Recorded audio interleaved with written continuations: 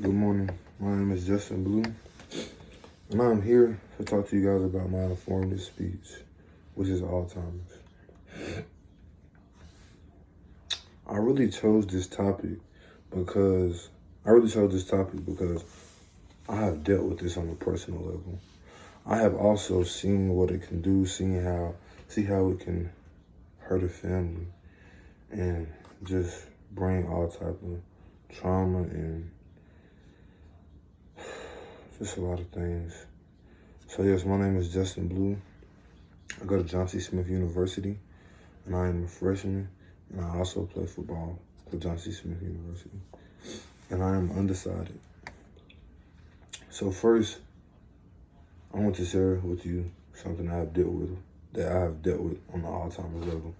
My grandfather had Alzheimer's. He recently just passed a year or two ago from this disease.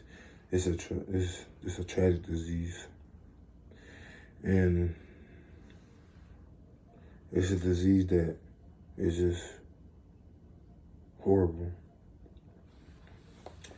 But today, I want to talk to you about Alzheimer's.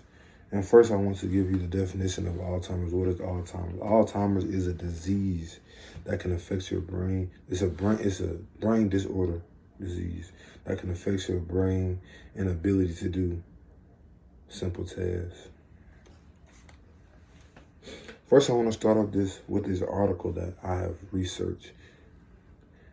It's by Camille, and it is the Arlington in the genotypes and epigenomechanics lead to Alzheimer's. Basically, this article is talking about how different foods and different food items can cause Alzheimer's. And when I say that, not just going into the cabinet eating food can cause Alzheimer's, but it's the chemicals, the stuff that are made in the factories and different things that can cause the Alzheimer's or can lead to the Alzheimer's. Really anything that can be stored in the cabinet for a long time, like cereal, coffee beans, cocoa nuts, and peanuts, just a lot of stuff. And the thing about it is these foods just don't just lead to Alzheimer's, or the chemical that's in these foods just lead to Alzheimer's, but it also targets the kidneys. It targets tissue, it targets the organs, it targets cells, and it targets your fluids in your body and your bloodstreams. It just talks about how different things that leads to it in the chemicals in the foods. This next article that I have been taking my time out to research, it's by Iranz, and it's called "The Cold Sores and Shingles May Be Linked to Alzheimer's." Studies are showing that cold sores and shingles are linked to Alzheimer's. And why I say that, they say that they're associated to this disease because they say the shingles, researchers have said shingles vaccine can lead to Alzheimer's. And it's saying that the herpes and cold sore and different stuff like that, once that gland is opened up, it can reactivate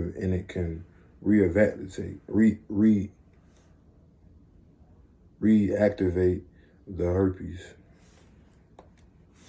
and can lead to Alzheimer's. They say that cold sores and the things that can trigger Alzheimer's through inflammation in different areas and different diseases and underlying diseases that can cause Alzheimer's.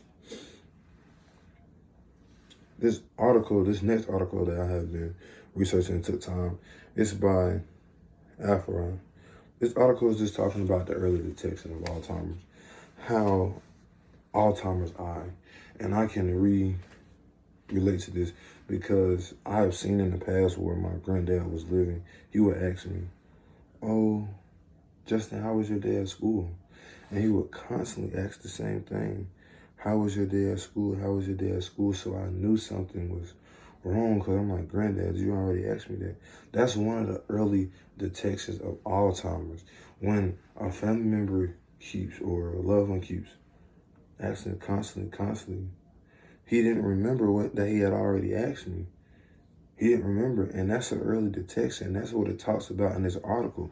Early detections, how to keep an eye on what's going on, how to keep an eye on, okay, is that person okay? Okay, do we need to get him checked up or do we need to get him checked in for this disease? Because as I stated in the beginning, Alzheimer's is a brain disorder. It's a memory loss disorder, and it can do more than just affect the brain. Your brain affects the whole body. So that disease is progressive. This disease makes it hard for people or loved ones or people that or human beings that dealt with this disease. It will make it hard for them to complete a simple task, to go to the grocery store, to do something by themselves, to do the simple things, to do the simple tasks, the ability to eat and different stuff like that. It also talks about how they are working towards trying to get tests ran and different things to find the stages that leads to this disease. Okay, what's step one that we are seeing? What's step two that we are seeing? They know that memory loss is a big one. That is the most tremendous about this. That is the most triggered and the most horriblest thing on my point of view, I believe my opinion, is memory loss. Because you can't remember, okay, this happened, that happened, and I have seen it firsthand. This next article is by Sons. It's talking about a novel deep learning approach for the diagnosis, the Alzheimer's disease, and eye tracking. So this one is basically talking about how this disease is non-reversible. And that's why they say this disease is progressive, because it's non-reversible. That's what the article talks about. Talks about how when you get Alzheimer's, it's not a disease that can just go away. This disease is progressive. And its most common form is dementia. Doctors also say that they have been running memory loss tests, because that is one of the eye tracking. That is one of the tips of, okay, he might be on the spectrum or borderline of Alzheimer's or dementia.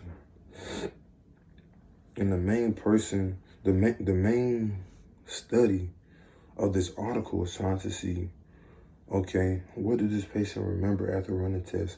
Does he remember this or do he remember that? And that's it. That's all that I have for you guys this morning. Thank you for you guys listening and tuning in to me.